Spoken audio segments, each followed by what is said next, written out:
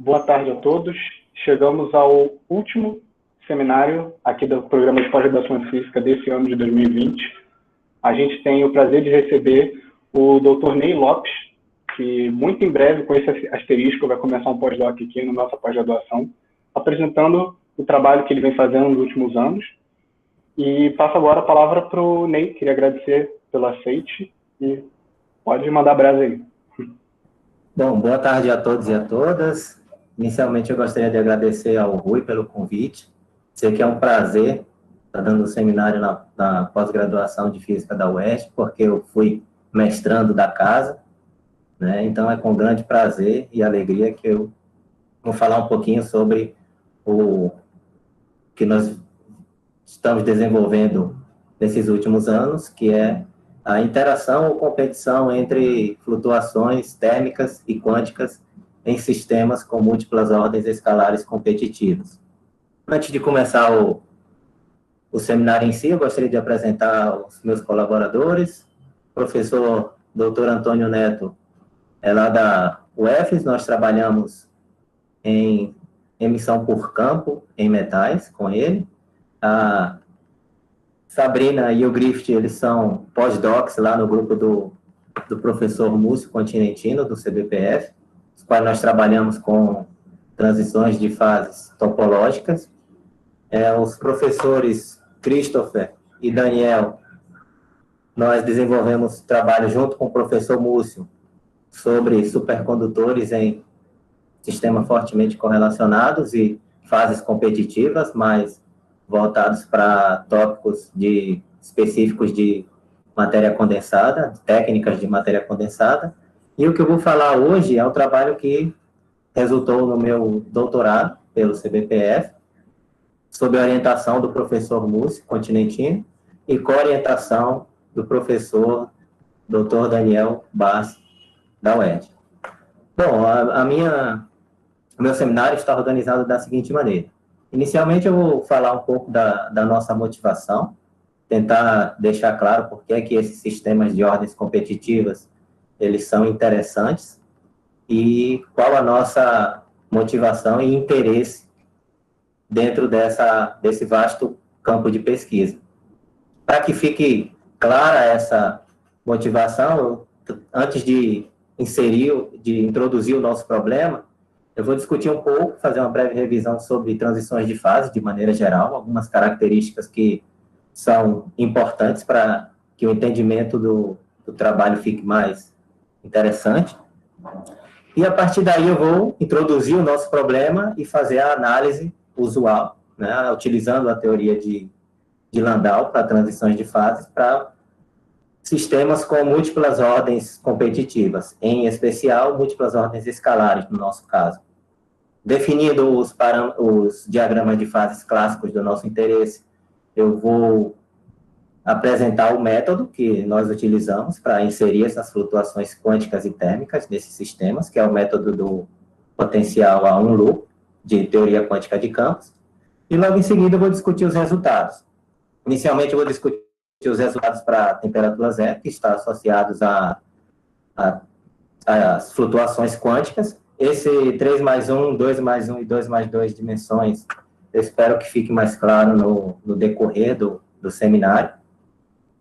E depois das flutuações quânticas, eu vou discutir os resultados das flutuações térmicas, especificamente para o expoente crítico dinâmico Z igual a 1, e vamos discutir um pouco sobre essa interação entre esses dois tipos de flutuações que podem aparecer nesses sistemas.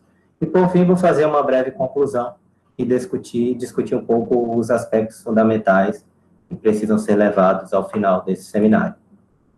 Bom, a nossa área de pesquisa é a física da matéria condensada, e, em especial, são sistemas eletrônicos fortemente correlacionados.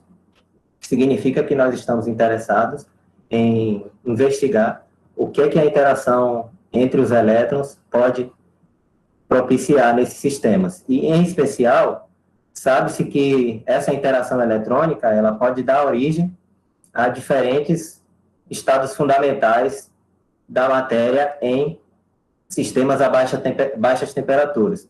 Por exemplo, nós podemos encontrar fases de ferromagnetismo, antiferromagnetismo, onda de densidade de spin, isolante de Mott, supercondutividade não convencional, férmions pesados e ondas de densidade de cargas, entre outros.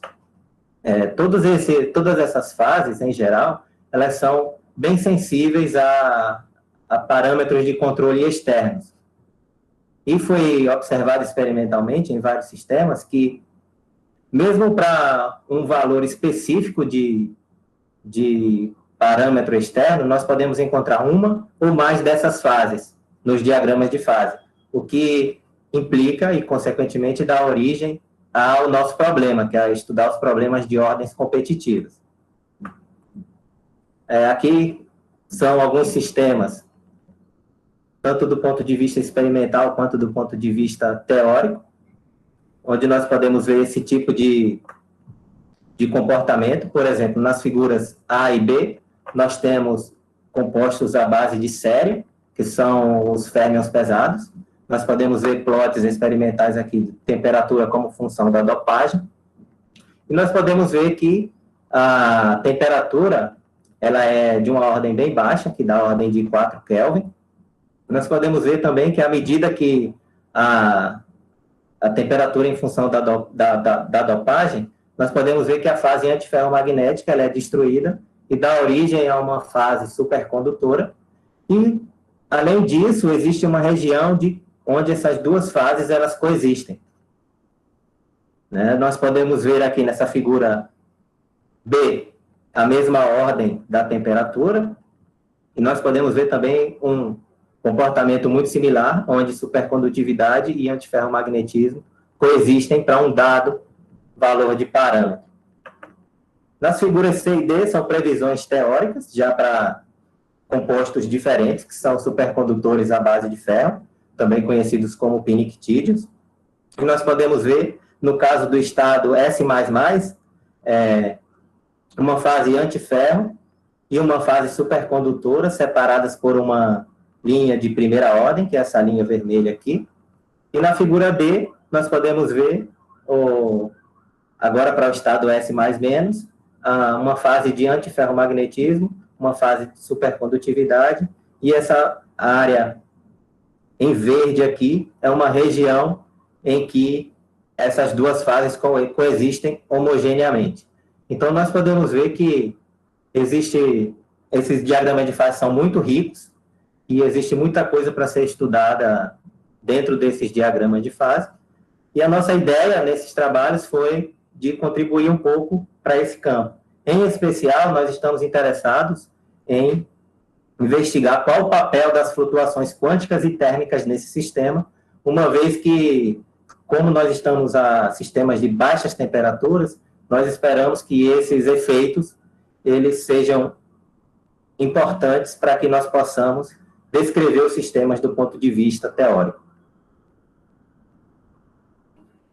Para começar a abordar esse problema, a primeira coisa a se fazer, em geral, é tentar descrever esses diagramas de fase a partir de argumentos de simetria, e é exatamente disso do que trata a expansão de Landau para densidade de energia livre. Em geral, é a abordagem mais comum a ser feita inicialmente nesses sistemas, mas a abordagem de Landau, quando nós estamos em sistemas de baixas temperaturas, ela falha, pois ela não leva em conta efeitos de flutuações, que é exatamente o que nós queremos introduzir no problema. E o fato desses sistemas estarem a baixas temperaturas dá origem a uma consequência direta, que é o fato que não apenas a simetria do problema, mas também a dinâmica e a dimensionalidade desses sistemas começam a se tornar relevantes para a descrição do problema, e é exatamente por isso que a teoria de Landau falha na descrição de sistemas que precisam levar em conta efeitos de flutuações. Bom, as flutuações quânticas, elas são muito importantes, pois, em geral, nós encontramos diagramas de fase desse tipo, apresentado nessa figura, no qual contém um ponto a temperatura zero, que é chamado de ponto crítico quântico, no qual, em geral, ele separa duas fases, uma fase ordenada de uma fase desordenada, ou poderia ser de uma fase de outra fase, também, em geral, nós encontramos esse tipo de comportamento. E uma vez que esse ponto crítico ele está presente no sistema, ele dá origem a uma região que nós chamamos de região crítica quântica, a temperaturas finitas, na qual essa região vai ser importante para que nós temos que levar em consideração efeitos de flutuações quânticas nessa região. Por exemplo, a existência desse ponto crítico quântico altera o comportamento esperado à temperatura finita e, em geral, não se sabe muito bem o que é que acontece nessa região, não existe uma teoria microscópica que possa explicar de uma forma global o que acontece nessa região crítica quântica. O que nós sabemos é que as flutuações quânticas vão ser importantes nessa região. Do ponto de vista das flutuações térmicas, também é importante, uma vez que nós estamos lidando diretamente com experimentos que levam em conta efeitos de temperaturas finitas. Com isso, nós podemos fazer uma conexão direta com esses experimentos. E, do ponto de vista teórico, é interessante, pois nós podemos fazer previsões teóricas que podem ser comprovadas ou não nesses tipos de sistemas. Então, dito isso, a nossa motivação é essa. E, antes de introduzir o nosso problema, eu vou fazer uma breve revisão sobre alguns conceitos importantes de transições de fase, e nada melhor do que fazer isso através do diagrama de fase da água, que é um diagrama, eu acredito que seja o mais comum, que nos nossos dia a dia, que nós estejamos adaptados e mais acostumados com esse tipo de diagrama de fase. Aqui é um plot de pressão como função da temperatura, e nós podemos ter uma ideia aqui do que são fases da matéria, né? A fase sólida, a fase líquida, a fase gasosa, e à medida, e dependendo dos parâmetros de pressão ou temperatura que o sistema se encontra, nós temos as diferentes fases da matéria. Essas linhas azuis são, esses pontos aqui, são os pontos chamados de pontos críticos, onde, em geral, ocorrem as transições de fase da água mais comuns, nas quais nós estamos adaptados à transição de sólido para líquido e de líquido para gás.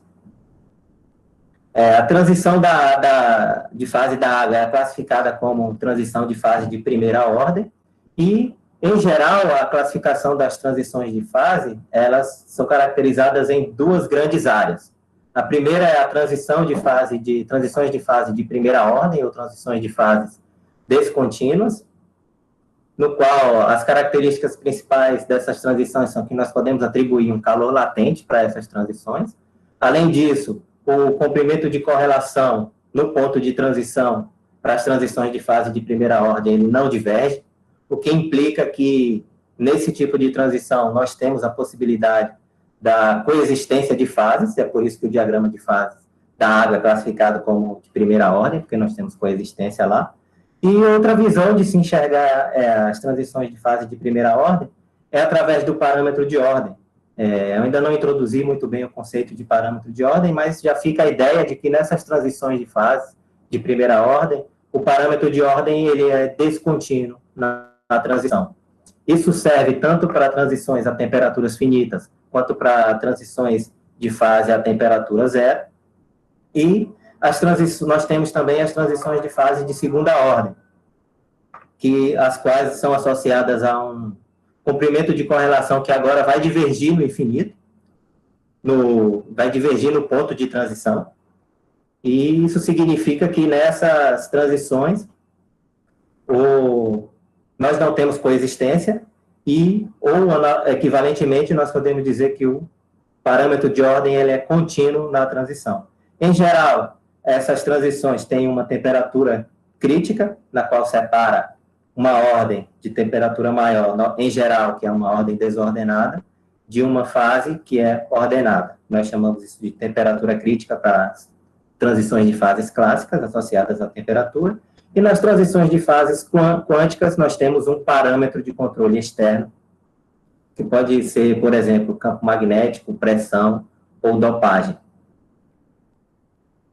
Bom, dito isso, nós sabemos que, a partir desses conceitos, eles são importantes porque as transições de fases, elas são altamente aplicadas em muitas tecnologias atuais, em especial para fases exóticas da matéria. Por exemplo, quando nós estamos em altas temperaturas, nós encontramos, por exemplo, fases do tipo plasma, e em baixas temperaturas nós encontramos fases do tipo supercondutora. E algumas aplicações associadas a esse tipo de transição de fases exóticas da matéria é a transição metal-supercondutor, nos quais são as aplicações de geradores elétricos, geradores de eletricidade, cabos de transmissão e esses transportes de levitação magnética, que são esses trens que chegam a altas velocidades, que se baseiam basicamente em conceitos de magnetismo e supercondutividade. Bom, então nós agora temos a ideia de que as transições de fases clássicas, elas são associadas a efeitos térmicos, e uma mudança abrupta nas propriedades desses sistemas está sempre associada a uma temperatura crítica. E a ideia, do ponto de vista teórico, é descrever essas transições próximas a essa temperatura crítica. Para fazer isso, nós descrevemos esse comportamento crítico das quantidades físicas dos sistemas, através de comportamentos assintóticos, em geral, como função de uma variável térmica, definida por essa expressão aqui, que é conhecida como temperatura reduzida. E para transições de fase de segunda ordem, existem alguns comportamentos esperados das grandezas físicas. Por exemplo, o calor específico é esperado ser encontrado dessa forma, próximo à transição, a susceptibilidade dessa forma, o parâmetro de ordem dessa forma, e o parâmetro de ordem na presença do campo externo dessa forma. Então, nós podemos ver, a partir das equações 1, 2, 3 e 4, que esses coeficientes alfa, gama, beta e delta, eles são capazes de caracterizar as transições de fase de maneira geral. Eles são conhecidos como expoentes críticos, e, através dele, nós classificamos as transições de fases clássicas. Além disso, existem mais dois expoentes críticos, que é o comprimento de correlação, que é esse μ, e o expoente crítico da função de correlação, que é esse eta. O D é a dimensão do sistema, então nós temos um conjunto de 6 expoentes críticos para caracterizar as transições de fase de maneira geral. Bom, por sorte nossa, esses expoentes críticos, eles não são independentes. E foi mostrado que eles obedecem a algumas relações, que são as relações das equações 7, 8, 9, 10 e 11. E exatamente no ponto de transição, essas inequações, elas se tornam equações e são conhecidas como leis de escala. Dessa forma, nós conseguimos caracterizar as transições de fase clássicas de maneira geral. E vale ressaltar que, por exemplo, em algumas transições, que em princípio poderiam não ter nada em comum, é possível que nessas transições, esses expoentes críticos sejam os mesmos. Então, nós, na linguagem técnica, nós diríamos que essas transições, elas estão dentro da mesma classe de universalidade. Entretanto, do ponto de vista das transições quânticas, isso é um pouco diferente, pois as transições a temperatura zero, o tempo ele entra como uma dimensão extra. Isso é uma assinatura direta da relação intrínseca entre as propriedades estáticas e dinâmicas para as transições de fases quânticas. E assim, para transições de fases quânticas, nós devemos substituir a variável térmica, que é a temperatura reduzida, por uma variável P, em geral, que é uma variável que dependem dos parâmetros de controle externos, como eu falei anteriormente, pode ser pressão, dopagem ou campo magnético, por exemplo. E fazendo essa substituição, todas as relações anteriores continuam válidas, exceto a relação da equação 11, que sofre uma pequena mudança e passa a ser dado pela expressão da equação 12. Essa expressão é conhecida como relação de hiperescala quântica, e agora nós temos o D mais E, para caracterizar a dimensão efetiva do sistema. Aquele D mais E lá do sumário que eu falei anteriormente. Então, agora, sempre que nós formos falar algo em respeito das transições de fase quânticas, nós temos que nos referir a uma dimensão efetiva que é dada por D mais E. Nos resultados, eu vou apresentar sempre, vou apresentá-los sempre nessa configuração, D mais E. E o expoente crítico dinâmico, que aparece através das transições de fases quânticas, ele é definido tal que no ponto crítico quântico, a relação entre frequência e vetor de onda é dado por essa expressão, ômega proporcional a K elevado a Z, para K pequeno.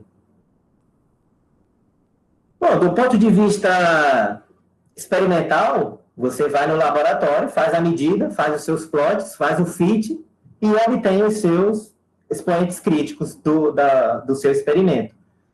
Mas do ponto de vista teórico, para obter esses expoentes críticos, a primeira coisa a se fazer, e a mais comum, é aplicar a teoria da teoria de Landau para transições de fase, que é uma teoria fenomenológica que é baseada basicamente em argumentos de simetria e analiticidade dos sistemas. Essa teoria ela foi desenvolvida para descrever transições de fases contínuas, e a ideia fundamental é que existe um parâmetro de ordem que vai conseguir identificar em que fase o sistema se encontra. Por exemplo, o parâmetro de ordem ele pode ser o mais geral possível, e depende do seu problema, mas a ideia fundamental é que, acima da temperatura crítica do sistema, esse parâmetro de ordem tem um valor nulo, em geral é para uma fase desordenada, e abaixo dessa temperatura crítica, esse parâmetro de ordem passa a ser diferente de zero.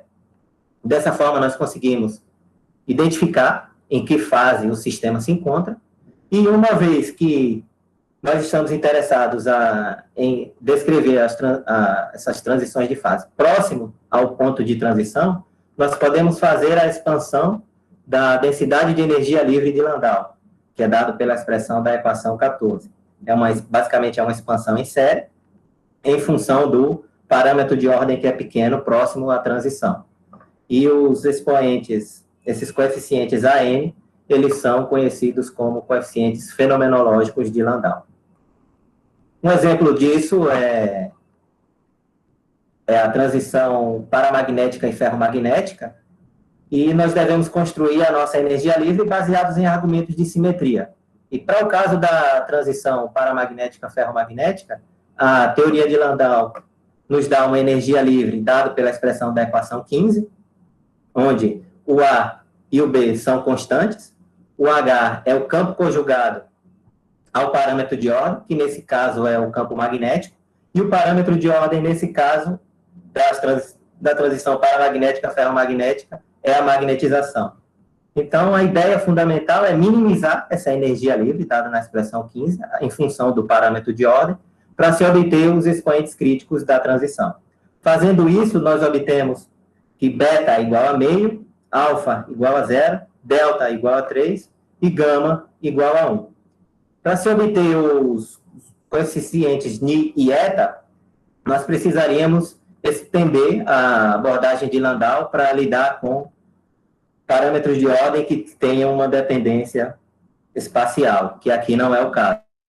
Vale ressaltar, mas é possível, vale ressaltar que quando os sistemas eles podem ser descritos sem levar em conta os efeitos de flutuações, esses parâmetros aqui, esses coeficientes, esses expoentes críticos, eles são exatos e são conhecidos como os expoentes críticos de campo médio. Mas quando as flutuações elas são importantes para descrever os sistemas, esses coeficientes não são mais os corretos e eles só devem sofrer variações. Bom, outro exemplo é um pouco mais elaborado da teoria de Landau, é tratar com múltiplas ordens competitivas. Isso já foi feito, né? E a ideia é que, como nós temos várias ordens, a ideia é fazer uma expansão de Landau para cada uma das ordens. Por exemplo, na expressão da equação 16. Nós temos aqui uma expansão da energia livre para um parâmetro de ordem supercondutor e um parâmetro de ordem antiferromagnético. E, em geral, como tem duas fases, nós colocamos uma interação entre essas fases. Essa interação é dada nesse último termo, é conhecida como interação do tipo quadrupolo, e minimizando a energia livre em função agora de ambos os parâmetros de ordem, nós podemos obter os diagramas de fases clássicos, que são permitidos dependendo dos parâmetros dos coeficientes de Landau. Se nós definimos G dado por essa expressão, nós podemos obter os diagramas de fases clássicos dependendo desses parâmetros. Veja que nós podemos ter regiões de coexistência ou nós podemos ter regiões onde não existem coexistências e mesmo regiões separadas por uma linha pontilhada, que essa linha seria uma transição de primeira ordem. Então, dito tudo isso, e sabendo desses conceitos, nós podemos agora introduzir o nosso problema, que é o problema que é muito parecido com o anterior, que é dado a nossa energia livre será dada pela expressão da equação 17, e a primeira coisa a se relatar aqui é que o nosso parâmetro de ordem, nós tomamos ele como escalar real. A primeira diferença é essa, e a segunda diferença para múltiplas ordens competitivas é que, além do termo do tipo quadrupolo, nós estamos levando em conta esse último termo de acoplamento, que é um termo de acoplamento do tipo bilinear. Ele não é tão usual, mas ele é sempre possível, sempre que os parâmetros de ordem, eles respeitem a mesma transformação de grupo. Por exemplo, se o φ1 for em menos φ1, o φ2 tem que ir em menos φ2 também, para que a energia fique invariante.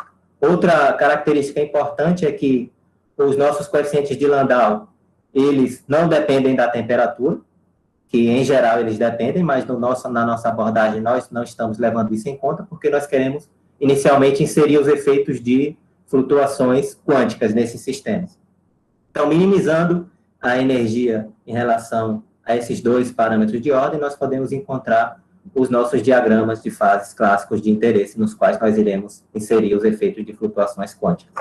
Nós estamos interessados, basicamente, nesses dois tipos de diagrama de fase, a figura A, no qual separa duas fases ordenadas, um ponto crítico separa duas fases ordenadas, nós chamamos de ponto bicrítico, e da figura B, quando existe uma região onde as fases coexistem, nós chamamos de coexistência. E a ideia fundamental é descrever as interações, o que as flutuações quânticas vão alterar nesses sistemas clássicos, ou saber a questão da estabilidade desses pontos críticos quânticos. Basicamente, o nosso bicrítico surge quando nós projetamos o ponto bicrítico das abordagens anteriores no eixo do parâmetro de controle, uma vez que nós estamos suprimindo os efeitos de temperatura. Para a coexistência, nós devemos minimizar a energia livre em relação aos dois parâmetros, e, basicamente, nós temos um sistema de equações cúbicas acopladas, que, do ponto de vista numérico, é relativamente simples de ser resolvido, mas, do ponto de vista analítico, não possui uma solução analítica completa, ou pelo menos nós não encontramos. Então, nós resolvemos uma solução particular desse sistema, que é somar as equações 18 e 19, e assim nós obtemos que os parâmetros de ordem precisam ser iguais, para o caso clássico, para que se exista a coexistência. Dito isso, nós podemos, então, ver que esses diagramas de fase são possíveis classicamente, e antes de discutir os resultados, nós fazemos uma diagonalização da energia livre, através da expressão da equação 21, com esse vínculo. E, portanto, a nossa energia livre de Landau passa a ser dado pela expressão da equação 22, o acoplamento de quadrupolo está agora aqui nesse lambda 1, 2, e o acoplamento do tipo bilinear está codificado nesse delta 1 e nesse delta 2. Bom, para inserir os efeitos de flutuações quânticas, nós utilizamos o método do potencial efetivo a um loop, que é dado pela expressão da equação 23. Basicamente, o termo da energia livre clássico é esse VCL, e os termos de flutuações quânticas são dados por esse γ1, que é dado pela expressão da equação 24. E um loop é porque nós estamos expandindo em primeira ordem em H cortado. E a ideia fundamental é resolver essa expressão 24, no qual os contratermos eles são necessários para renormalizar a nossa teoria. Os efeitos Esse M é uma matriz, qual é dada pela expressão da equação 25, e os efeitos dinâmicos são introduzidos através da dependência de frequência dos propagadores. Os dois propagadores de interesse do nosso problema são os propagadores associados com expoentes críticos dinâmicos Z igual a 1 e Z igual a 2.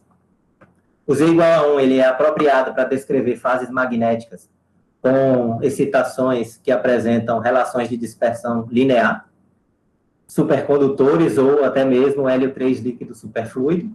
E o Z2 é associado com paramágnons em antiferromagnéticos itinerantes, ou modos amortecidos em supercondutores próximos dos seus pontos críticos quânticos. As expressões dos propagadores para Z igual a 1 é dado na expressão da equação 26 e para Z igual a 2 na equação 27. Então, a ideia fundamental é pegar essas expressões e trabalhar em cima delas. Fazendo isso, eu vou começar a discutir os resultados, que aqui, inicialmente, eu vou discutir o caso para D efetivo 3 mais 1, aquele D mais E, para o caso do ponto bicrítico. Então, após os cálculos, nós obtemos que o potencial efetivo agora é dado pelo termo clássico, mais o termo quântico, que é esse termo todo dado pela expressão da equação 28. Então, dá para ter uma ideia da dificuldade do problema em si, né? E a ideia fundamental é minimizar esse potencial efetivo agora completo, em relação a ambos os parâmetros de ordem, para tentar entender qual o papel das flutuações quânticas nesses sistemas. E, inicialmente, nós vamos discutir o caso para quando nós temos apenas a interação do tipo quadrupolo. E nós vemos nós mostramos que não existem mudanças qualitativas no diagrama de fase clássico com relação às flutuações quânticas desse tipo de acoplamento. Ou, em outras palavras, nós podemos dizer que o mínimo do potencial efetivo continua na origem.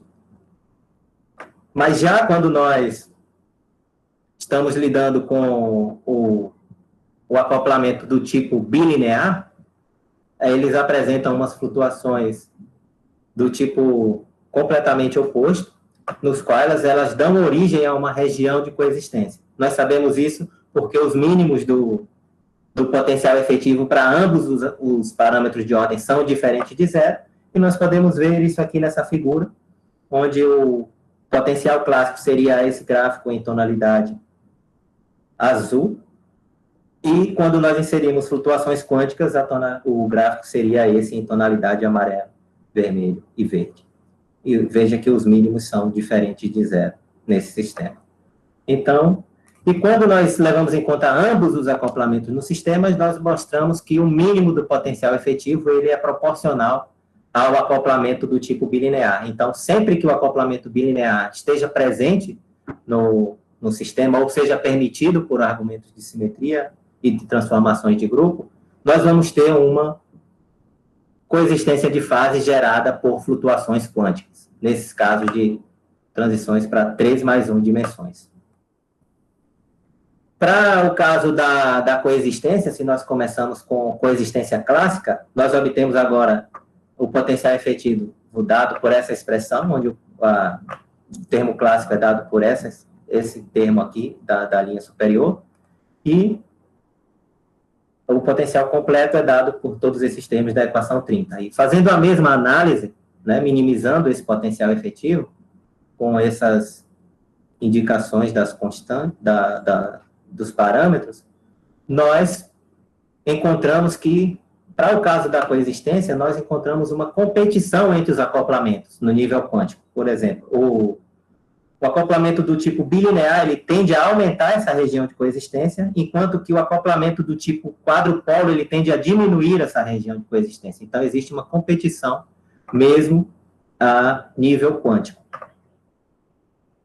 Mas, uma vez que nós, por exemplo, mantemos o Z igual a 1 e mudamos a dimensionalidade do sistema, agora para Z igual a 2, para D igual a 2, desculpa, nós vemos que os resultados para o ponto bicrítico, que é dado pela expressão da equação 32 do potencial efetivo, eles são um pouco mais amigáveis, né? Nós podemos já tirar a informação direta da expressão da equação 32. E nós vemos que, esse menos aqui nas flutuações, nos termos de flutuações quânticas, eles nos dizem muita coisa. Nos diz muita coisa, pois eles nos diz que, agora, nesse caso de 2 mais 1 dimensões, ambos os acoplamentos, eles vão dar origem à coexistência, que significa que é bem diferente do caso para 3 mais 1 dimensões, pois lá o acoplamento do tipo quadrupolo não dava origem à coexistência, mas nesse caso de 2 mais 1, ele vai dar origem à coexistência, se nós começamos com o ponto bicrítico clássico. Então, aqui é o plot do potencial efetivo. Classicamente, nós teríamos esse gráfico em tonalidade cinza e o potencial efetivo, considerando efeitos de flutuações quânticas, vai ser esse potencial efetivo no qual os mínimos dos parâmetros de ordem são diferentes de zero, o que dá origem à coexistência de fases. Nós podemos enxergar esse problema de uma maneira diferente, através dos diagramas de fase. Imagine que nós tínhamos esse caso do ponto bicrítico clássico, né, esse pontilhado preto, e uma vez que nós inserimos os efeitos de flutuações quânticas para o caso de 2 mais 1 dimensões, agora ambos os acoplamentos vão dar origem a essa região de coexistência, que é essa região de linha azul sólida, né? Então, é outra maneira equivalente de se enxergar o que acontece nesses sistemas, através das flutuações quânticas. Para a coexistência, para a coexistência clássica, nós temos a expressão da equação 34, e fazendo novamente a mesma análise, nós podemos visualizar o seguinte, que se nós começamos com a coexistência clássica, os efeitos de flutuações quânticas também vão dar origem a efeitos que aumentam essa região de coexistência, o que faz com que essa fase de coexistência ela seja estável. Então, dito tudo isso, nós podemos dizer que os efeitos de flutuações quânticas eles são fundamentais para, de uma maneira direta, mostrar que eles podem dar origem a essas regiões de coexistência nesses sistemas que são observados experimentalmente, que são coexistências exóticas da matéria. Nós também investigamos o caso onde nós mudamos o expoente crítico, né, para Z igual a 2 agora, para sistemas bidimensionais, e nós mostramos que uma vez que nós começamos com o caso clássico, as flutuações quânticas não irão afetar o diagrama de fase clássico. Nesse caso, o ponto crítico ele é robusto. E se nós começamos com uma região de coexistência, as flutuações quânticas elas vão vão fornecer uma estabilidade para essa coexistência de fases. Então, tudo isso mostra o papel fundamental das flutuações quânticas nos sistemas. Nós também introduzimos os efeitos de flutuações térmicas nesses sistemas, e nós fizemos isso através do formalismo da soma de Matsubara, que basicamente consiste em fazer a substituição da equação 36 lá no potencial efetivo, e fazendo isso, nós encontramos que agora, para os resultados em Z igual a 1, e eu vou discutir aqui nesse seminário só os resultados para caso bidimensional, pois os casos tridimensionais, eles são muito similares, né? E vai ficar mais claro porque nós só vamos discutir o caso para Z igual a 1 mais adiante. Então, veja que agora, quando nós inserimos as flutuações térmicas também no sistema, o potencial efetivo para 2 mais 1 dimensões é dado pela expressão da equação 37, no qual nós temos agora o termo clássico, o termo de flutuações quânticas e o termo de flutuações térmicas. Então, através da análise dessa equação 37, nós obtemos que as flutuações térmicas, elas dão origem a uma transição de fase a temperatura finita de primeira ordem fraca. Isso significa que, à medida que nós aumentamos a temperatura do sistema, as fases que eram geradas, as fases de coexistência que eram geradas por flutuações quânticas, elas passam a ser instáveis. O sistema ele sofre uma transição de fase de primeira ordem fraca, e essa transição de fase de primeira ordem é fraca porque nós mostramos que o calor latente é pequeno quando comparado a flutuações térmicas. Isso pode ser visto através da inclinação desse plot, né, do potencial efetivo como função da temperatura. Então, os efeitos de flutuações térmicas acabam destruindo as ordens de coexistência que é gerada por flutuações quânticas. Nós também mostramos que o potencial efetivo e o calor específico, eles apresentam uma forma de escala, o que é interessante do ponto de vista teórico, porque nós podemos fazer uma previsão teórica sobre esses sistemas, né? Por exemplo, à medida que o sistema ele é resfriado, nós encontramos 3 regimes de escala para esse sistema. Para o regime de altas temperaturas, nós mostramos que o calor específico vai escalar dessa forma. C sobre T é proporcional a T elevado a D menos E sobre Z.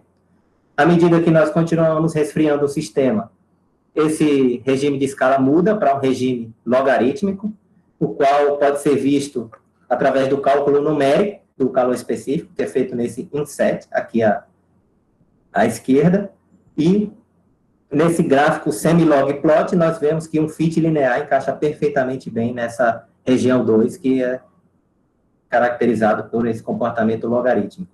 E dentro dessa região de coexistência, nós vemos que o calor específico, ele tem um decaimento exponencial que é associado ao gap, que é ativado termicamente nessa região.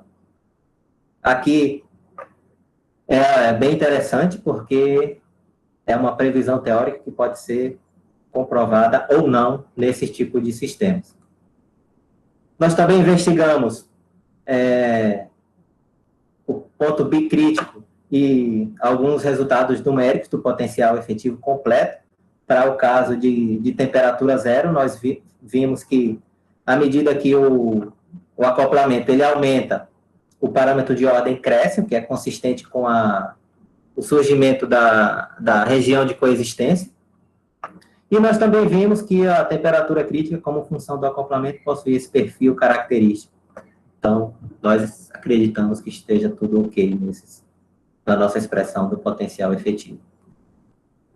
Bom, já para o caso de coexistência, né, tudo que foi discutido até agora foi para o caso bicrítico, mas para o caso de coexistência, nós encontramos essa nova expressão, e fazendo a mesma análise, nós vimos que, basicamente, nessas regiões de altas temperaturas, o comportamento é o mesmo do caso bicrítico. Entretanto, na região de coexistência, surge um novo comprimento característico do sistema, que é dado por essa expressão, está associado exatamente a uma das fases, porque nós expandimos próximo de um dos pontos críticos. Então, e agora, dentro dessa região de coexistência, nós vamos ter 2 gaps ativados termicamente, que são associados à formação de domínios dentro dessa região de coexistência. E, por fim, nós também investigamos como a temperatura crítica do sistema ela varia em função da distância ao ponto crítico clássico, né? E nós mostramos que o local onde vai existir a maior temperatura crítica para esse sistema é exatamente em cima do ponto crítico clássico antes das flutuações quânticas. Ou seja, esse ponto, que era o ponto crítico clássico, ele foi deslocado para essa posição através dos efeitos de flutuações quânticas, e é exatamente nesse ponto que se encontrava o ponto crítico clássico, que vai ser acima dele, nós encontramos a maior temperatura crítica dentro dessa região de coexistência, que é exatamente consistente com alguns resultados experimentais. Bom, então, dito tudo isso, para concluir esse seminário, eu gostaria de fazer um breve resumo das ideias. Então, o que é que precisa ser levado ao final desse seminário? Então, nós estudamos os efeitos de flutuações quânticas e térmicas em diagramas de fases clássicos de sistemas exibindo múltiplas ordens escalares competitivas. Nós investigamos 2 tipos diferentes de acoplamento, tipo quártico, que é um tipo quadrupolo, e um do tipo bilinear, que não é tão usual, mas é possível sempre que argumentos de simetria e de transformação de grupo nos permitam inseri-lo no sistema. E nós estávamos interessados no caso de 2 diagramas de fases específicos, que é o diagrama do ponto bicrítico e o diagrama de coexistências clássicos. Nós consideramos as dinâmicas do ponto de vista quântico descritos por expoentes críticos dinâmicos Z igual a 1 e Z igual a 2. Então, nós podemos cobrir aí uma vasta gama de sistemas em matéria condensada, que apresentam ordens escalares. E, para fazer tudo isso, nós aplicamos a aproximação do potencial efetivo a um loop de teoria quântica de campos. Com relação aos resultados, nós obtemos que, do ponto de vista das flutuações quânticas, nós mostramos explicitamente como a simetria, a dinâmica e a dimensionalidade dos sistemas, eles determinam a estabilidade ou não dos pontos críticos quânticos desses sistemas com ordens escalares competitivas, e nós mostramos também que os efeitos dessas flutuações quânticas, eles são essenciais para que nós possamos entender o surgimento dessas ordens de coexistência que são não convencionais, que são observadas nos compostos que possuem interações eletrônicas em baixas temperaturas. Do ponto de vista das flutuações térmicas, nós mostramos que essas flutuações, elas fazem com que a ordem, que é oriunda das flutuações clássicas, a ordem de coexistência, ela se torne instável e sofra uma transição de primeira ordem fraca.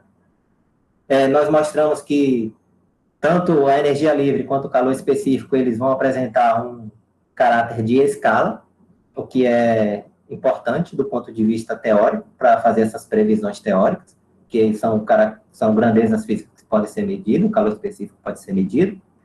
E como nós temos uma previsão teórica de comportamentos de escala, nós esperamos que essas conclusões gerais, dessas transições de temperatura finita de primeira ordem fraca, e esses regimes de escala, eles persistam para valores arbitrários de expoentes críticos dinâmicos.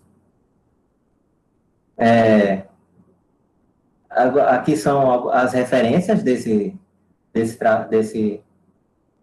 seminário, né? Foram esses 3 trabalhos que nós publicamos no doutorado.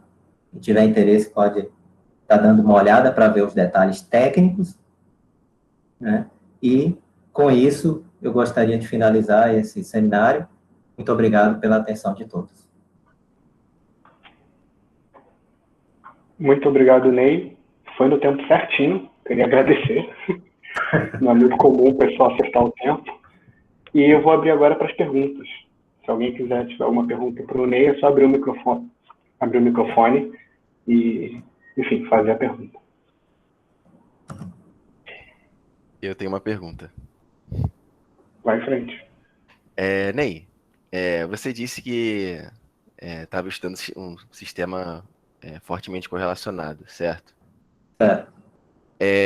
Quando você faz a expansão do potencial a um loop, você considera essa expansão como sendo uma expansão perturbativa, por haver contribuições a um loop? E minha outra pergunta também é se sim, né, ou se não. E a outra é se você pode usar a teoria de perturbação em sistemas fortemente correlacionados, em algum sistema, em alguma escala de constante de acoplamento qualquer. Ok. O método do potencial efetivo, você falou em relação à expansão perturbativa, certo? Isso.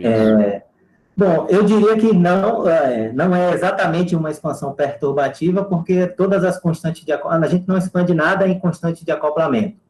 Todas as nossas constantes, todas as nossas interações, elas estão lá e não mudam. Nós não expandimos nas interações, nós expandimos no H cortado, né? Que nós expandimos em torno da solução clássica. Basicamente, a ideia é essa, inserir flutuações em torno do resultado clássico. Essa é a ideia do do potencial efetivo a um loop. E com relação a se é possível fazer teoria perturbativa, bom, eu sempre tenho a ideia de que é sempre possível, desde que a sua constante de acoplamento seja pequena. Né? Eu tenho essa ideia. E, em geral, você pode fazer uma teoria e considerar isso. Aí você pode comparar com o resultado experimental, mas, em geral, se você possui um sistema que o acoplamento tem um valor pequeno, eu diria que sim, você poderia fazer esse tipo de expansão sem problema. É porque eu realmente não entendo muito essa parte. Na minha cabeça, um sistema fortemente correlacionado estava ligado a um valor alto de constante de acoplamento. Não sei se isso é verdade ou é... Bom, essa é uma boa questão. Eu também não tinha parado para pensar muito nisso, mas... Bom, eu vou ficar meio que devendo essa resposta. Não sei se o professor Barsi poderia dar uma resposta mais satisfatória para você. Mas a ideia que eu tenho na cabeça é que depende do regime que você esteja, né, no seu sistema. Mas... Posso fazer só uma coisa rápida? Quer dizer, tem uma confusão aí em que é a constante de acoplamento. Ou seja, quando você fala que o sistema é fortemente correlacionado, o que significa é que o acoplamento entre os elétrons, ou seja, a constante microscópica é muito grande, né? Porém, a constante de acoplamento que o NEM está mostrando é entre parâmetros de ordem e não entre elétrons, quer dizer, não é microscópica.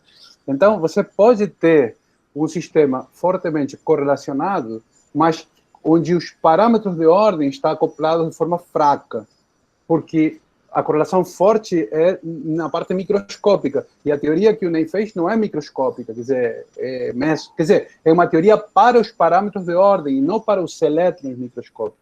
Quer dizer, essa é a confusão que geralmente se... Tá. Não sei se esclareceu ou escureceu. Não, mas tudo bem, já, pelo menos deu um caminho. Entendi, professor, Tá. entendi. Tá bom, obrigado.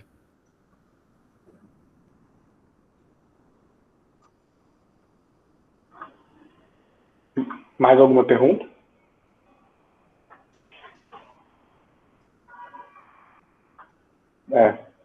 Bem, se não tem mais perguntas, a gente vai finalizar por aqui.